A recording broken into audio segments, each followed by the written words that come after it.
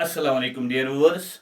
आज का जो हमारा लेक्चर है वो है गांधी जी की जो बेसिक स्कीम ऑफ एजुकेशन है उसके सैलिएंट फीचर्स क्या थे, या हम बेसिक टेनेंट्स क्या कहेंगे उनको, या बेसिक फीचर्स क्या थे। इससे पहले हमें पता होना चाहिए कि बेसिक स्कीम ऑफ एजुकेशन या वार्दा स्कीम ऑफ एजुकेशन को क्यों बेसिक स्कीम ऑफ एजुकेशन कहा जाता है। इसकी ये वजह है कि it represents the culture of India, number one. Number two, it is the base, it is the foundation all for all system of education in India. यानी ये जो इमारत एजुकेशन की इसकी जो फाउंडेशन है वो प्राइमरी एजुकेशन है, इसलिए इसे बेसिक कहा जाता है। और ये भी इसे इसलिए इसको बेसिक कहा जाता है क्योंकि it is provided to all, किसी डिस्क्रिमिनेशन के बगैर। तो चलिए अब हम इसके फीचर्स को डिस्कस करेंगे जो गांधी जी ने हमारे सामने प्रोवाइड किए हैं। Number one, free and compulsory education. ये पहला फ्यूचर है गांधी जी की बेसिक स्कीम ऑफ एजुकेशन का। तो इसके अंदर गांधी जी कहते हैं कि ये जो प्राइमरी एजुकेशन है या एलिमेंट्री एजुकेशन है, it is the minimum level of education.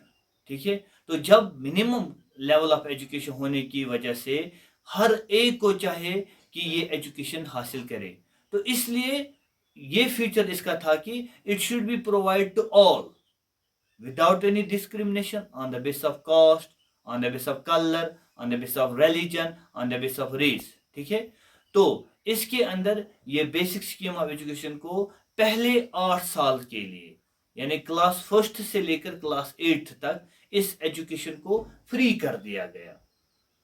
इसके लिए फ्री ही नहीं बल्कि इसे कंपलसरी भी कर दिया गया। तो कोई भी पेरेंट जो अपने बच्चों को तालीम नहीं देता उसे सजा दी जाती थी।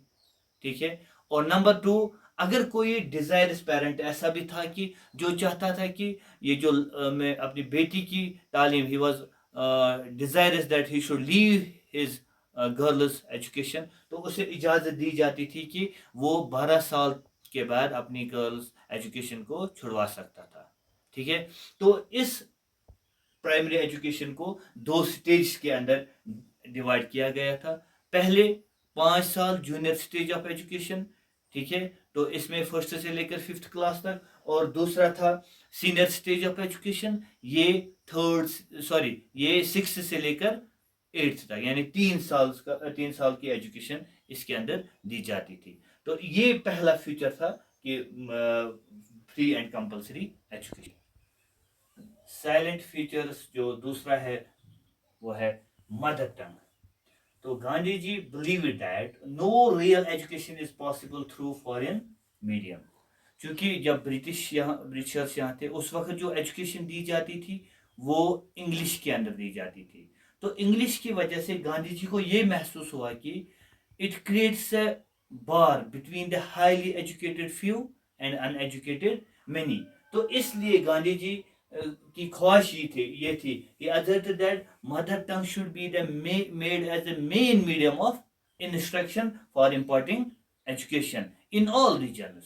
यानी गांधी जी कहते हैं कि हमें हर एक इलाके में वहां की जो मदर टंग है उसके जरिए से बच्चों को एजुकेट कराना है।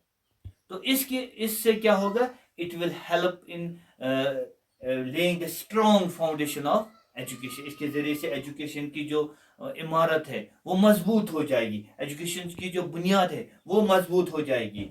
दूसरी बात, इस मदर टंग की वजह से क्या होगा कि ये जो बच्चा है ये डेवलप करेगा अपने अंदर, थिंक क्विकली, वो आसानी के साथ जल्दी से सोच सकता है। दूसरी बात है कि तो एक्सप्रेस फ्रीली एंड इजीली, वो जो आइडियाज है उनको एक्सप्रेस इजीली और फ्रीली कर सकता है, और उसके अंदर क्लियरिटी ऑफ आइडियाज पैदा होंगे, यानी आइडियाज की जो क्लियरिटी होगी उसकी समझ में अच्छी तरह से वो आइडियाज होंगे। ये सब कुछ पॉसिबल है ओनली बाय मदर टंग, जो गांधी जी की बेसिक स्कीम ऑफ एजुकेशन का दूसरा फीचर है। तीसरा जो फीचर है बेसिक स्कीम ऑफ एजुकेशन का वो है craft centric education. Craft centric education, Gandhi ji stated that education should be given along with some regional craft। Gandhi ji का ये मानना था कि हमारी जो एजुकेशन है उसके अंदर हम रीजनल क्राफ्ट, इलाकाई क्राफ्ट्स को लाएं। तो इसके लिए गांधी जी ने कहा कि कोई भी सब्जेक्ट हो, चाहे वो फिजिक्स हो, हिस्ट्री हो, जियोग्राफी हो, आर्ट हो, पेंटिंग हो, म्यूजिक हो, हर एक सब्जेक्टों को हमें क्राफ्ट के साथ को रिलेट करना है। ठीक है, इसे इसका जो पर्पस था, the purpose was to integrate education with some local handicrafts, यानी एजुकेशन को इंटीग्रेट करना है किसी भी लोकल हैंडीक्राफ्ट्स के साथ। तो इसकी वजह से क्या होगा, it will help to develop qualities of 3H, यानी इसकी वजह से जब हम क्राफ्ट को एजुकेशन के साथ इंटीग्रेट करेंगे तो बच्चे के अंदर 3H की जो क्वालिटीज है, यानी हेड, हार्ट एंड हैंड, ये जो 3 क्वालिटीज है ये बच्चों के अंदर डेवलप होंगी। और एक चीज ये भी गांधी जी ने कहा कि हमें क्यों क्राफ्ट वर्क स्किल्स को एजुकेशन के साथ इंटीग्रेट करना है, इसकी ये भी वजह थी कि ताकि बच्चों के अंदर कलेक्टिवली काम करने का जो मादा हो, जज्बा हो, वो पैदा हो। इसके अलावा डिग्निटी ऑफ लेबर बच्चों के अंदर पैदा हो। इसी के अंदर जो हमारे बच्चे हैं वो सेल्फ सपोर्टिव इंडिविजुअल्स बने, ठीक है, खुद काम करना सीखे। और इक्वलाइजेशन ऑफ क्लासेस, यानी जो डिफरेंट क्लासेस से लोग आते थे, डिफरेंट क्लासेस से बच्चे आते थे, उनके दरमियान इक्वलाइजेशन ऑफ क्लास, ये ऊंच नीच का फर्क जो है ये खत्म हो। तो ये एक फ्यूचर था बेसिक स्कीम ऑफ एजुकेशन का।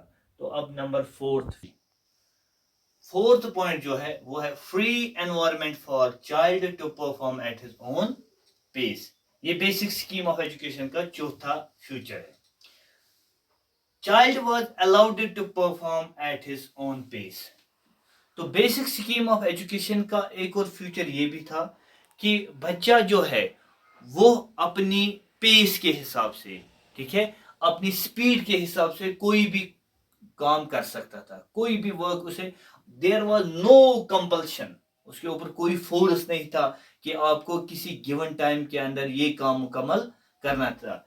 दूसरी बात और एक चीज है कि नो फियर ऑफ एग्जामिनेशन का डर भी नहीं था कि एग्जाम्स आने वाले हैं, मुझे ये काम एग्जाम्स तक मुकम्मल करना है। तो ये भी उसके पास डर नहीं रहता था।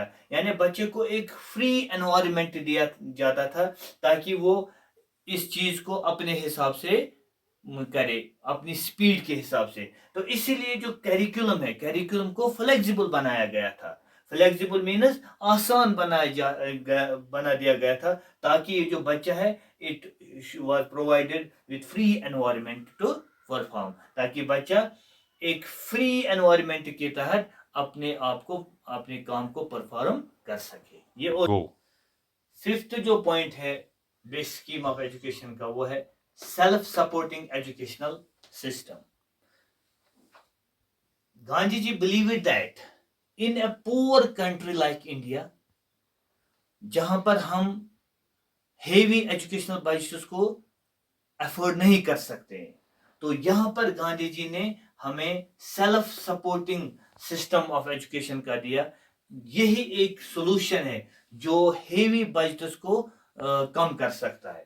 ठीक है, तो इसके जरिए से क्या होगा, जब हम क्राफ्ट जो बच्चे तैयार करेंगे, they will be able to raise funds.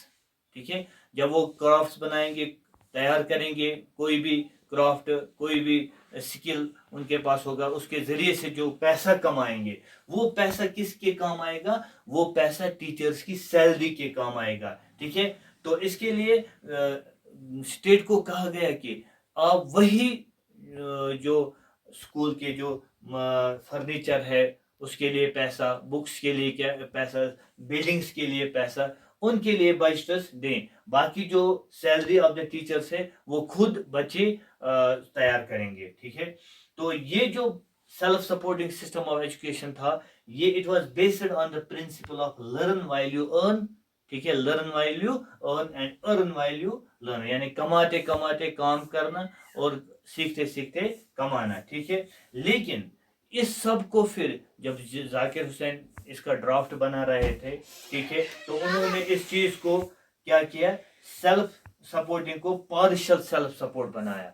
Partial self support کیوں بنایا؟ کیونکہ اس کے ذریعے سے جو ہمارا مین مقصد ہے ایجوکیشن کا وہ ہے ایکسپینشن آف اسکولز، وہ ڈائلیوٹ ہوتا تھا.